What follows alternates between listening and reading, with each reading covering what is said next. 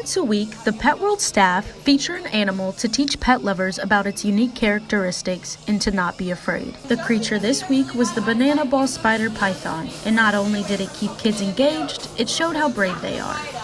Freaks people out at first, and then they realize how cool they are, and I'll get one out and handle it, and people get to see that they're not dangerous at all, that there's nothing to be afraid of. Caring for a new pet can be exciting or also a challenge, but starting them off young could help. Erica Hoffmann says she brought her daughter Bristll in for some hands-on experience. She is a die-hard animal lover. She loves all animals, even snakes, fuzzy bunnies, anything, and so we just like coming here because it's just free. See, 10 minutes ago, I wouldn't be able to face my fears.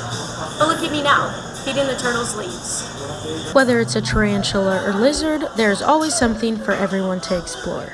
Claire Walther says the store also focuses on educating the community about wildlife. I love seeing people change their understanding of animals and learn more about them and find interest, so it's a lot of fun. To learn more about a creature, log on to petworldlawrence.com. In Lawrence, for Off the Shelf and Online, I'm Jasmine Keys.